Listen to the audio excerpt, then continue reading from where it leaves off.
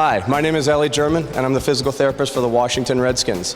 Today I'm going to take you on a tour of our brand new hydrotherapy complex here at Redskins Park.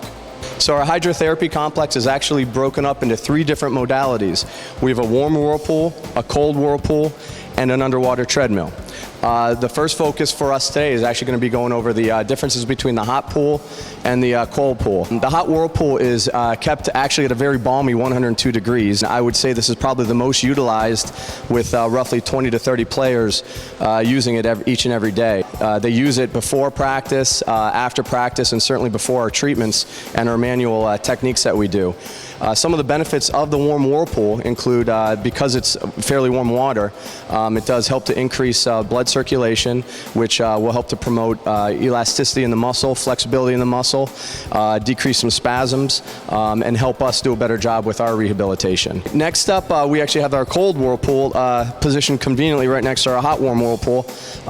This is actually not as comfortable as our warm whirlpool as you might imagine. It's kept at a fairly frosty 54 degrees. In fact, it's so cool that most of the athletes have to wear these little foot warmers because it is actually so cold that you can actually freeze your toes if you're not careful. So we like them to be safe at all times. Despite it being pretty cold, it's also I would say equally utilized as much as a warm whirlpool. The benefits of this obviously are the cold water is going to decrease blood circulation, which will help with the inflammation and swelling in their joints and muscles. It'll also help to relieve pain, and obviously it'll also help with muscle spasming.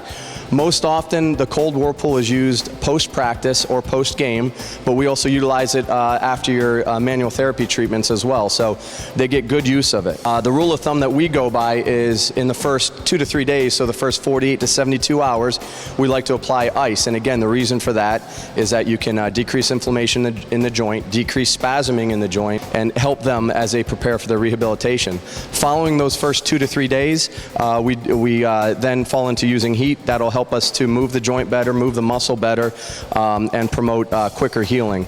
So I think that's a good adage to live by. For the first 2 to 3 days, use cold, and then following that you can use your heat modalities, including whirlpool, heat packs, ultrasound, etc.